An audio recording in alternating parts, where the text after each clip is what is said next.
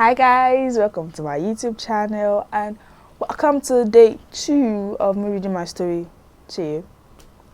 A lot of you enjoyed my last video and your comments were so amazing and mind-blowing. Thank you so much for subscribing and liking and commenting. Please still do not forget to like this particular video, subscribe again, tell your friend to tell a friend to subscribe so you'll be getting hot stories from me. So today I'll be bringing to you the next episode of my life as a celebrity. You know, we're talking about the life of Dracal, and yeah, it has been adventurous. You have not subscribed? Go and subscribe. Go now. The last video was very adventurous, from Dracal being sent away from our home, from her getting pregnant, going to stay with Mama Sita kicking her out of the house, and she started training to be a model with Mrs. Olakwoju's so she can get signed into Mrs. Olakwoju's agency. So now let's kickstart the episode 2. I said subscribe. Subscribe. Oh. Episode 2. Boom. It's a day to the scout. A walk, tone, and facials is perfect, though she's nervous. Of course, I won't be nervous. If I was the one, I'm not sure I'll pull through though. If this go wrong, it will affect her sanity a bit. Modeling is a very easy way for her to feed our baby Zoya. At least it's just to pose and take pictures and walk, she always thought. Now, the D-Day. The D-Day. Mrs. Olakwoju said she won't be able to drive her cars. She doesn't want other models to discredit her win. That if she gets chosen, other models are going to discredit her win. They'll be like, it's because of Mrs. Olakwoju, because she knows somebody, that's why she got in. You get. So this day she got dressed in a black Aphrodite jeans and a black crop top. Because you know, if you've seen models taking their what is called their pictures of, I don't even know, portraits or whatever. Did somebody tell me? Somebody headshot.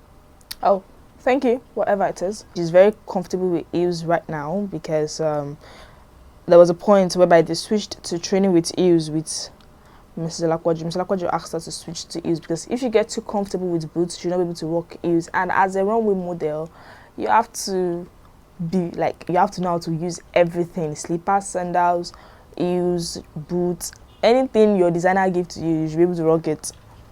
She booked a ride to the venue after dropping Zoya at her daycare. Wish Mama good luck, she told her, and Zoya blabbed. Basira smiled. She got into her ride and headed to the scouting venue. When she entered, she was wowed and intimidated by the look of other models. So nervous, she just kept staring. They all asked chairs around a large stage, which Basira immediately knew she would walk on. A very skinny and sexy lady entered the room with 2 other women to judge. Jesus. Let the scout begin, she shouted. Everybody started forming a queue. Basira just stood there clueless and nervous. To some of the models, it's just another scout, but to her, it can change her life. Are you here for scout or what? One of the judges asked. For scout, ma. Then to the queue. She walked to the queue and the scout began. Fast forward, fast forward, fast forward, fast forward, fast forward, fast forward, fast forward. 10 minutes gone and they were still walking. Her legs are aching, but Mrs. Olakwoju warned her not to take off her heels or show weakness at any point. Finally, they asked them to stop and go home. A text message will be sent to pick their new models. Basira went back to Mrs. Olakwoju's house and waited. You worked really well. If they did not pick you, then it's their loss, I promise you, Mrs. Olakwoju told her. Welcome, ma. They said they would send a text and I've not seen anything. How many of you were there? Mrs. Olakwoju asked her, and she said, we were over 30. Exactly. So they must carefully select the best 10. When they are ready, they will send the text. Move on with your life for now, she smiled. A week has passed and no text. Basira started giving up. Till she was texted. Hey. Hello, Miss Basirat. We are glad to inform you that you are now an official model for Arise Model Agency. Please do well to show up on the 18th of May 2020 to sign necessary documents. You can as well come with your lawyer, secretary, Arise Model Agency. Oh, damn! She screamed and jumped with joy. I'm also very happy for her right now because that is a turnaround in her life. Those people, they pay better money. Mom, they've chosen me. Oh, she danced around with joy. Congratulations, Mrs. Olakwaji said, and joined her dancing because it wasn't easy. Those people, they are very, very strict to their selection. They danced and talked till the day was over. It's been 3 months now that Basirat has been signed to Arise Model Agency and she's enjoying every bit of it.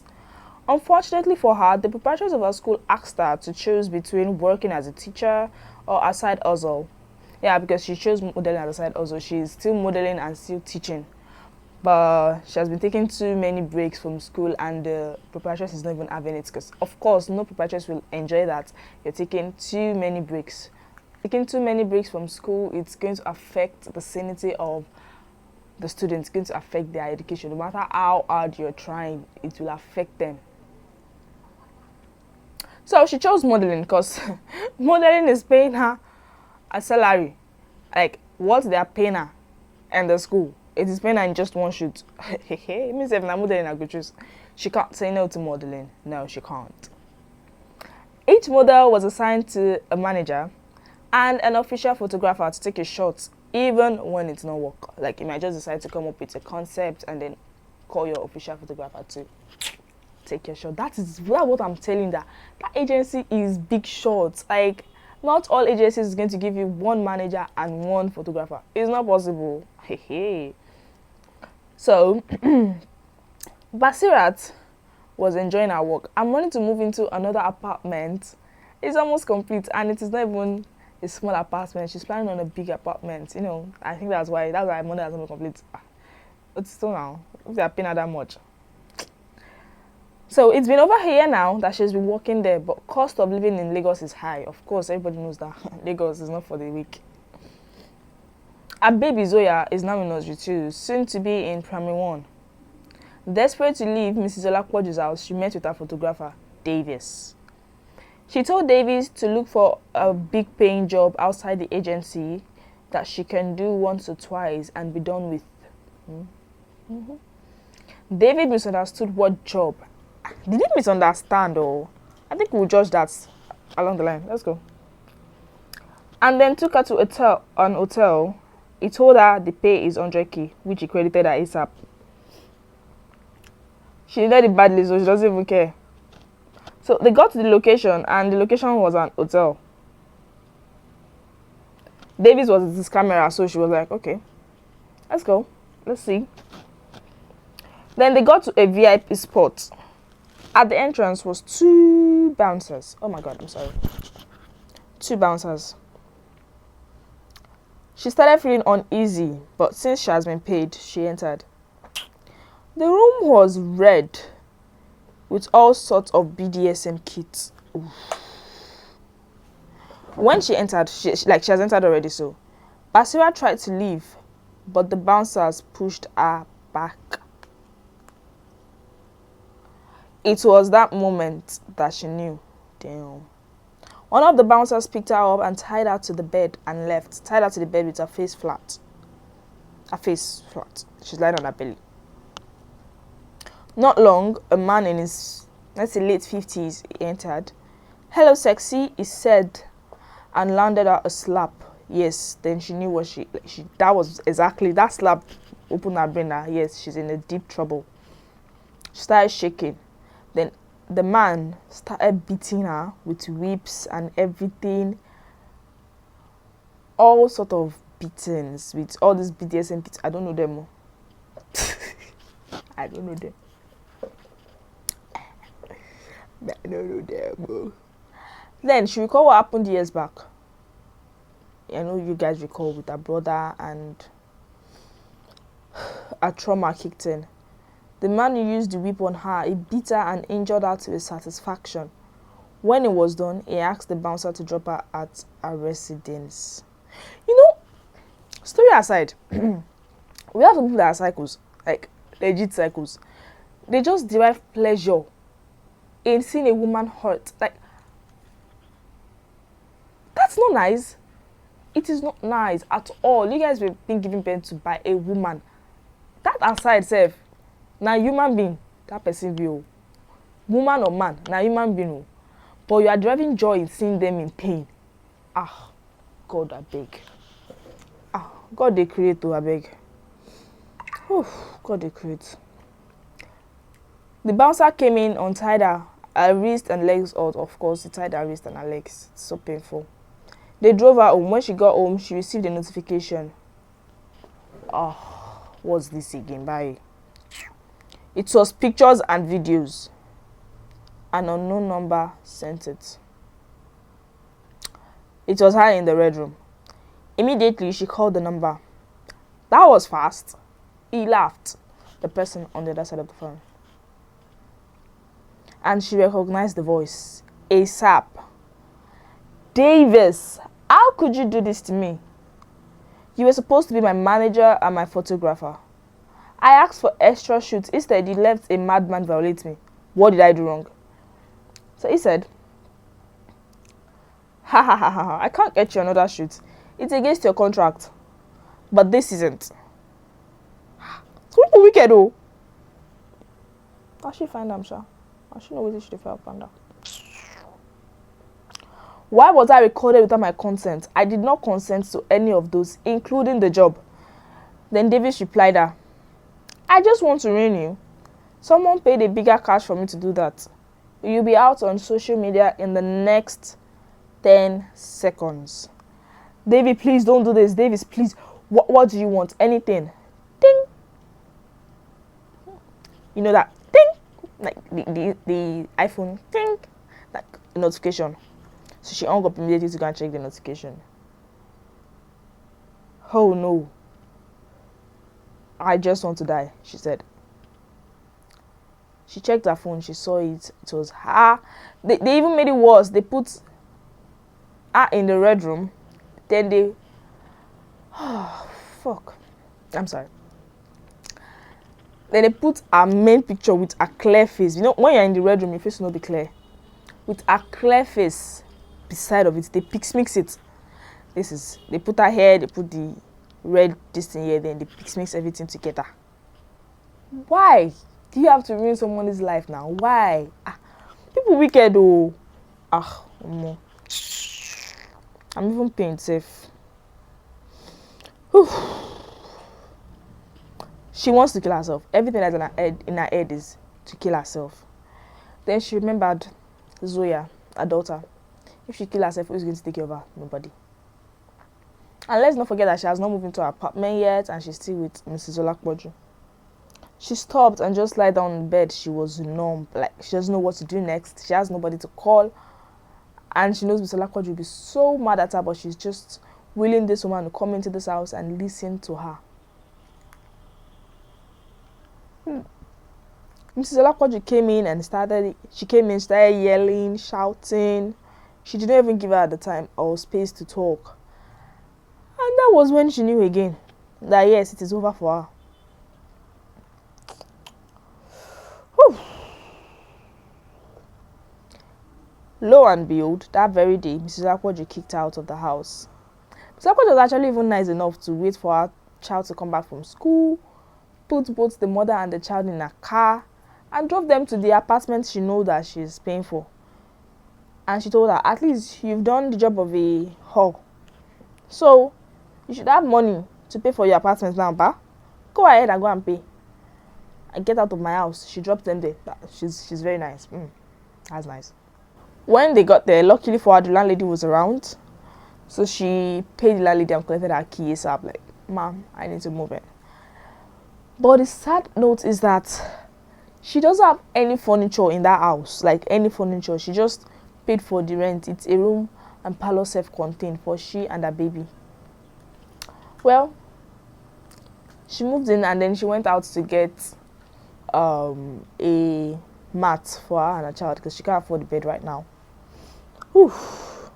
When she got back, then her daughter Zoya said, "Mommy, why are we here? Like, why did Mrs. Lakwaji drive us here? We're supposed to be in our house." And Mommy, what's the meaning of a slot? Why did you ask? That's what I asked her daughter. She said, my class teacher said my mom is a slut. Some teachers say, no, there are some rules that they don't, you are not supposed to be told at all. Like, you are not. That girl is like, she's never up to 5, and you're telling her, tell your mom she's a slut. Like, which kind of teacher be down? Nonsense. A tear dropped from her eyes. I don't know the meaning to my love. Why are you crying, Mommy? She said, I'm not crying, I'm just so happy to be with you. This is our house, only for us. Really? I like it, Mommy. But where is the bed? She said. Basira replied, oh, it was wet, so I threw it away. We'll buy a bigger one, okay? Then the baby replied, Zoya replied, I like maths too. So, good girl, now go take off your uniform. Let me go buy you food.